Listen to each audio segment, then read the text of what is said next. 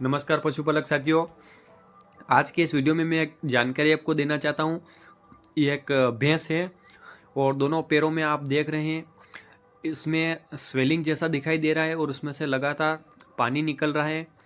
ये क्या बीमारी है, इसका हमने क्या ट्रीटमेंट किया है और ये क्यों होती है, इसकी संपूर्ण जानकारी मैं आपको देता हूँ। इससे पहले यदि आपने अभी तक हमारे YouTube चैनल वेट पशुपालन को सब्सक्राइब नहीं किया है तो आप हमारे YouTube चैनल वेट पशुपालन को सब्सक्राइब करके बेल आइकन जरूर दबाइएगा। ये जो भैंस आप स्क्रीन पर देख रहे हैं, इसके दोनों पैरों के बीच में स्वेलिंग यानी सोजन जैसा दिखाई दे रहा था। हमने इसका परफेक्ट डायग्नोसिस किया तो हमें पता चला कि इसके अंदर पानी है और आप देख ही रहे हैं एक नीडल की सहायता से हमने इसके ब्रिस्केट रीजन में से कितना पानी निकाल दिया है। आप देख रहे हैं ये पानी सारा उसी के अंदर से निकला हुआ है, लगातार इसमें फ्लूइड भरा हुआ था।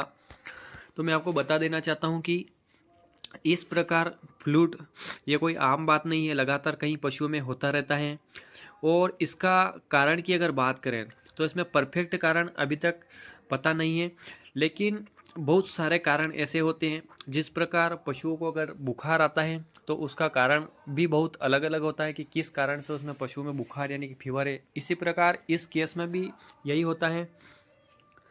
ये ज़्यादातर देखा गया है कि हृदय के पास जो झिल्ली होती है उसमें कहीं न कहीं प्रकार से चोट लगने पर कुछ इन्फेक्शन होने की वजह से इसमें इस प्रकार के सिम्टम्स आते हैं। ये सिम्टम्स एक और प्रकार का होता है जिसमें पानी नहीं निकलता है, केवल स्वेलिंग होती है, सोजन होती है। टीआरपी के केस में भी इस प्रकार की स्वेलिंग या सोजन आती है।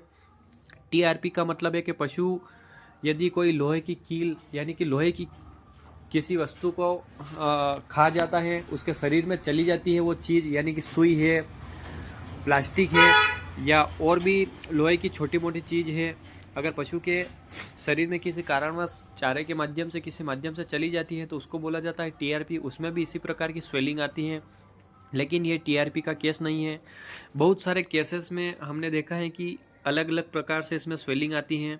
कठोर स्वेलिंग होती है, किसी में आप अंगूठे से दबाते हैं तो दब जाता है फिर बाहर उठ जाता है, इस प्रकार की स्वेलिंग भी आती है। लेकिन इसमें इस प्रकार की स्वेलिंग नहीं है, केवल इसमें पानी है। तो हम इसमें सिंपल सा एंटीबायोटिक देंगे जो कि पीपीएफ 40 के नाम से आता है। हमने एक एंटीबायोटिक इसमें वो दिया है। साथ ही इसमें हमने एनाल्जेसिक के तौर पर पायरोक्सिकम 20 ml इसमें यूज़ किया है ताकि दर्द और सोजन दोनों इसमें ख़त्म हो सके। और एंटीबायोटिक जो हमने लगाया वो पूरी तरह से पानी को सुखाकर बिल्कुल सही हो जाएगा।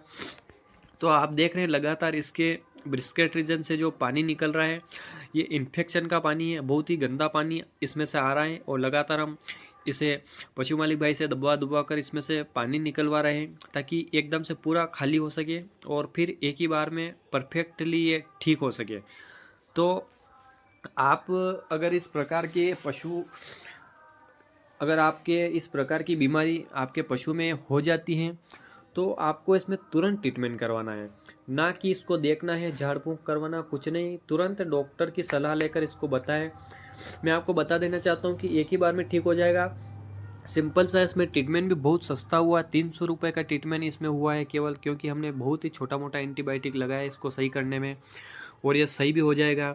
अगर इसको नज़रअंदाज अगर आप कर देते हैं तो हो सकता है इसमें बड़ा नुकसान हो सकता था, क्योंकि लगातार हम देखते हैं कि स्वेलिंग इतनी बढ़ जाती है कि बहुत सारे इंजेक्शन लगाने के बाद भी पशु की स्वेलिंग नहीं उतरती है, ख़त्म नहीं होती है और लंबे समय के बाद पशु की मौत भी हो जाती है। तो ऐसी गलती आप भी ना करें।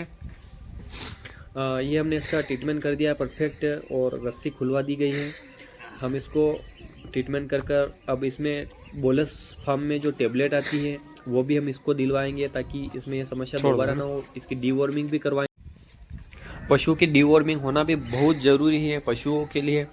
वीडियो पसंद आए तो इसको लाइक करें और शेयर करें। हमारे यूट्यूब चैनल वेट पशुपालन को सब्सक्राइब करें। इसी प्रकार नॉलेजबल वीडियो पाने के लिए हमें फॉलो करें। छोड़ दो है ना।